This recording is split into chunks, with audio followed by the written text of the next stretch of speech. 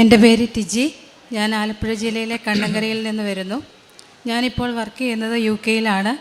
ഞാനിവിടുന്ന് UK-ക്ക് പോയത് കെയർ വിസയിലാണ്. 2023 മാർച്ചിലാണ് ഞാനിവിടെ വന്ന് ഉടമ്പടി പുതുക്കിയിട്ട് പോയത്. UK-യിൽ ചെന്ന് കഴിഞ്ഞപ്പോൾ 1 വർഷം കഴിഞ്ഞപ്പോൾ CBTയും OSCEയും പാസ്സാവുകയാണെങ്കിൽ എനിക്ക് രജിസ്റ്റേർഡ് നേഴ്സായിട്ട് വർക്ക് ചെയ്യാമെന്ന് പറഞ്ഞു. 1 വർഷത്തിന് ശേഷം ഞാൻ പിന്നെ CBT എഴുതി. അതെനിക്ക് ഫസ്റ്റ് അറ്റംപ്റ്റിൽ തന്നെ പാസ്സാകാൻ സാധിച്ചു. അതിനുശേഷം OSCE എല്ലാവരും പറഞ്ഞു അത് ഭയങ്കര പാടാണ്. അപ്പം അത് പഠിക്കാൻ തുടങ്ങിയപ്പോഴൊക്കെ ഞാൻ എല്ലാവരോടും പറഞ്ഞു എന്നെക്കൊണ്ട് പറ്റത്തില്ല, ഇത് പഠിക്കാനായിട്ട് ഇത് ഭയങ്കര പാടാണ്. അപ്പോൾ എൻ്റെ ഹസ്ബൻഡ് ഉടമ്പടിയിൽ തന്നെയാണ്. അപ്പോൾ ഹസ്ബൻഡ് പറഞ്ഞു നീ പഠിക്ക്, എന്നിട്ട് മാതാവിനോട് പറ. പിന്നെ ഞാൻ എന്നിട്ട് എക്സാമിൻ്റെ ദിവസം വന്നു. അപ്പം എക്സാമിൻ്റെ ദിവസം എക്സാമിൻ്റെ തലേ ദിവസമൊക്കെ എനിക്ക് എടുക്കുമ്പോഴത്തേക്കും ഞാനൊന്നും പഠിച്ചിട്ടില്ല. ഞാൻ പഠിച്ച കാര്യങ്ങളൊന്നും എനിക്ക് തലേ ദിവസം ഓരോ റിവൈസൊക്കെ ചെയ്യുമ്പോഴത്തേക്കും ഒന്നും എനിക്ക് ഓർമ്മയിൽ നിൽക്കുന്നില്ല. അപ്പം ഞാൻ പറഞ്ഞു എനിക്ക് എന്നാണേലും കിട്ടാൻ പോകുന്നില്ല. അന്നേരം എല്ലാം എനിക്ക് കിട്ടുന്ന ബൈബിൾ തുറക്കുമ്പോൾ കിട്ടുന്ന വചനം യുഗാന്ത്യം വരെ ഞാൻ എന്നും നിന്നോട് കൂടെ ഉണ്ടായിരിക്കും, ദൈവത്തിൽ ഉറച്ചു വിശ്വസിക്കുകയും. അങ്ങനെ ഞാൻ എക്സാമിന് പോയി. എക്സാമിന് പോകുന്നതിന് മുമ്പ് ഞാനിങ്ങനെ ഒത്തിരി സാക്ഷ്യം കേൾക്കുമായിരുന്നു. ഒത്തിരി സാക്ഷ്യത്തിലെല്ലാം ഇങ്ങനെ എല്ലാവരും പറയും മാതാവിൻ്റെ ഉടമ്പടി വസ്തുക്കൾ ഉപയോഗിച്ചതിൻ്റെ ഫലമായിട്ട് ആഗ്രഹങ്ങൾ എല്ലാം മാതാവ് നടത്തി തരുമെന്ന്. അപ്പോൾ ഞാൻ എവിടെ പുറത്തു പോയാലും ഞാനപ്പോൾ തൈലം വരച്ച് ഞാൻ പ്രാർത്ഥിക്കുമായിരുന്നു. അതുകൂടാതെ ഞാൻ മാതാവിൻ്റെ ഉപ്പ് ഉപയോഗിച്ചു. ഞാൻ എക്സാമിൻ്റെ സെൻറ്ററിന് മുമ്പിൽ ചെന്നപ്പോഴത്തേക്ക് ഞാൻ ഉപ്പ് മാതാവേ എന്നെ ഇനി ഇവിടെ വരുത്താനായിട്ട് ഇടവരുത്തരുത്, ഞാൻ ഒന്നും പഠിച്ചിട്ടില്ല, ഞാൻ വെറും സീറോയാണ്. അങ്ങനെ പറഞ്ഞ് ഞാൻ എക്സാമിൻ്റെ ഹോളിൽ കയറി. അവിടെ ആദ്യം കിട്ടിയ ടോപ്പിക്ക് തന്നെ എനിക്ക് ഒന്നും അറിയാൻ മേലാത്തത്. അപ്പം ഞാൻ പറഞ്ഞു ഇത് എന്നെ തോൽപ്പിക്കാൻ വേണ്ടി തന്നെയുള്ളതാണ്, ആദ്യമെങ്കിലും എനിക്ക് അറിയാവുന്ന തരത്തിലായിരുന്നു. അങ്ങനെ എക്സാം കഴിഞ്ഞു. ഒറ്റയൊരെണ്ണം പോലും എനിക്ക് സാറ്റിസ്ഫൈഡോടുകൂടി ചെയ്യാൻ പറ്റിയില്ല. അവിടെ എക്സാം കഴിഞ്ഞ് എല്ലാവരും ചോദിച്ചു എങ്ങനെയുണ്ടായിരുന്നു. അപ്പം ഞാൻ പറഞ്ഞു 10ൽ 10 പോകുന്നതായിട്ട് ഞാൻ മാത്രമേ ഉള്ളൂ കാണുള്ളായിരിക്കും. വീട്ടിൽ നിന്ന് ചോദിച്ചു എക്സാം എങ്ങനെയുണ്ടായിരുന്നു. അപ്പോൾ ഞാൻ പറഞ്ഞ് ഉറപ്പായിട്ടും കൃപാസന മാതാവ് സഹായിക്കുവാണെങ്കിൽ ഒരെണ്ണമെങ്കിലും കിട്ടും, അല്ലെങ്കിൽ എനിക്ക് ഒന്നും കിട്ടത്തില്ല. നെക്സ്റ്റ് ഡേയിൽ റിസൾട്ട് വന്നു. മാതാവ് എനിക്ക് 10ൽ 10 പാസ്സാക്കി തന്നു. അടുത്ത ഒരു സാക്ഷ്യം, ഇപ്പോൾ ഞാൻ സാക്ഷ്യം ഞാൻ എക്സാം പാസ്സായതിന് മുമ്പ് ഞാൻ പറഞ്ഞായിരുന്നു മാതാവ് എനിക്ക് ഈ എക്സാം പാസ്സാക്കി തരുവാണെങ്കിൽ ഞാനിവിടെ വന്ന് ഏറ്റവും ആദ്യം ഇവിടെ വന്ന് സാക്ഷ്യം പറയും, ഏറ്റവും അടുത്ത ലീവിൽ തന്നെ.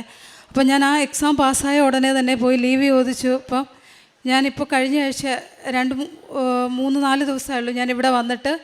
അപ്പം ഇവിടെ വരുന്നതിന് മുമ്പായിട്ട് എൻ്റെ മമ്മി ഇവിടെ സുഖമില്ലാണ്ട് ഹോസ്പിറ്റലിൽ ഇരിക്കുക. അപ്പം ഇവിടെ വരാൻ നേരത്ത് ഞാനാണെങ്കിൽ അവിടുന്ന് UK-യിൽ നിന്ന് വരാൻ നേരത്ത് എൻ്റെ മമ്മിക്ക് വേണ്ടിയിട്ടുള്ള കുറച്ച് സാധനങ്ങളൊക്കെ കൊണ്ടുവന്നു. അപ്പം എയർപോർട്ടിൽ വന്നപ്പോഴത്തേക്കും എൻ്റെ പെട്ടി അവിടുന്ന് മിസ്സായി. എല്ലാവരും പറഞ്ഞ് ആ പെട്ടി ഇനി കിട്ടത്തില്ല, ഇനി തിരിച്ച് വന്നു കഴിയുമ്പോഴത്തേക്കും ഇവിടെ കംപ്ലയിൻറ്റ് ചെയ്യണം. എന്നിട്ട് അവർ എയർപോർട്ടുകാർ എനിക്ക് മെയിൽ ID-യും എല്ലാം തന്നു, നീ കംപ്ലയിൻറ്റ് വിട്ടതോ, നിനക്ക് കിട്ടത്തില്ല ആ പെട്ടി, അല്ലേ തിരിച്ച് വന്നു കഴിഞ്ഞാൽ മാത്രമേ ഉള്ളൂ. അപ്പോൾ തന്നെ ഞാൻ എൻ്റെ ഹസ്ബൻഡിനെ വിളിച്ച് പറഞ്ഞു എനിക്ക് പെട്ടി പോയി, എല്ലാവരും പറയുന്ന കംപ്ലയിൻറ്റ് കൊടുക്കാനായിട്ടാണ്, നമുക്ക് മാതാവ് ആ പെട്ടി തരണം, അല്ലെങ്കിൽ ഞാൻ നാട്ടിൽ പോയിട്ട് കാര്യമില്ല, ഞാൻ എന്നാ ചെയ്യേണ്ടേ. അപ്പോൾ പറഞ്ഞ് നീ പൊക്കോ, നിൻ്റെ മാതാവല്ലേ കൂടെയുള്ളേ. അപ്പം ബോർഡിങ്ങും കഴിഞ്ഞു. ഞാൻ ഫ്ലൈറ്റിൽ കയറാൻ വേണ്ടി ബോർഡിങ്ങിന് ലൈൻ നിൽക്കുക. ഫ്ലൈറ്റിലേക്ക് കാലെടുത്ത് വെച്ചപ്പോൾ ഞാൻ അവിടെ ഇരുന്നോട്ട് ഉടമ്പടി പ്രാർത്ഥന ചെല്ലുമായിരുന്നു. ഞാൻ അത് പറഞ്ഞു കഴിഞ്ഞിട്ട് ഞാൻ അന്നേരം മുതൽ ഇങ്ങനെ ഉടമ്പടി പ്രാർത്ഥനയും നന്മ നിറഞ്ഞു പറയുകയും ചൊല്ലി. ഫ്ലൈറ്റിൽ കയറി കാലെടുത്ത് വെച്ചപ്പോൾ ഇവരെന്നെ പുറകിൽ നിന്ന് വിളിച്ച് അനൗൺസ് വന്നു, ടിജി വന്ന് ഇവിടെ ഒരു പെട്ടി കിട്ടിയിട്ടുണ്ട്, വെരിഫൈ ചെയ്യണം. പിന്നെ ഞാൻ തിരിച്ചു വന്നു. അപ്പോൾ എല്ലാം അവർ ഡിലേ ചെയ്ത് പിന്നെ എനിക്ക് ആ പെട്ടി തിരിച്ച് കിട്ടി.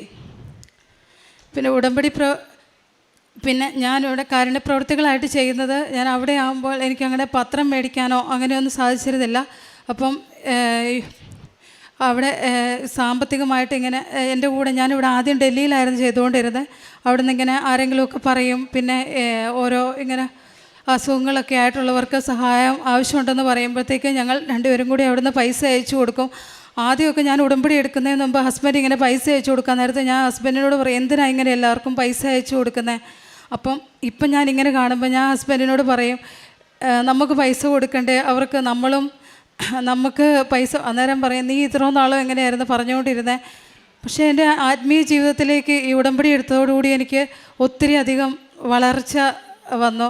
പിന്നെ ഞാൻ ഇത്രയും നാളും ഉടമ്പടി എടുക്കുന്നതിന് മുമ്പ് സമയമൊക്കെ കിട്ടിക്കഴിയുമ്പോഴത്തേക്കും ഞാൻ വാട്സപ്പും ഫേസ്ബുക്കും അങ്ങനെയൊക്കെ ആയിരുന്നു.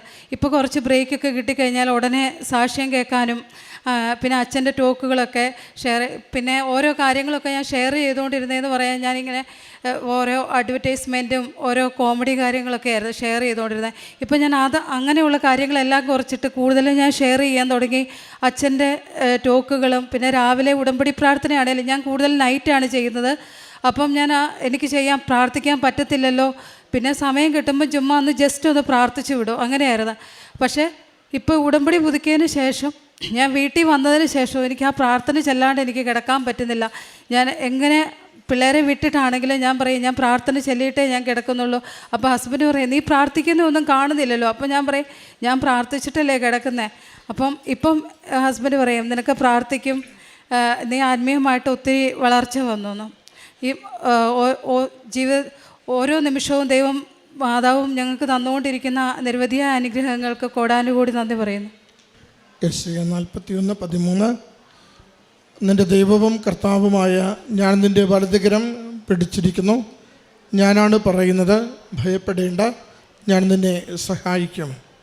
ടിജി തോമസ് എന്ന ഈ സഹോദരി തൻ്റെ ജീവിതത്തിലെ 2 അനുഭവങ്ങളെ സാക്ഷ്യപ്പെടുത്തുന്നു. ആദ്യത്തത് US ചെന്നിട്ടുള്ള ഓസ്കി എക്സാം പാസ്സാകുന്നതിന് വേണ്ടിയുള്ള പരീക്ഷ എഴുതിയ കാര്യമാണ്. മകൾ പറയുന്നുണ്ട് ആ പരീക്ഷയ്ക്ക് വേണ്ടി പോകുമ്പോൾ ഒരു പേപ്പർ പോലും കിട്ടാത്ത വിധത്തിൽ വല്ലാത്ത ക്ലേശത്തിലാണ് ആ പരീക്ഷ എഴുതി പൂർത്തീകരിക്കുന്നത്.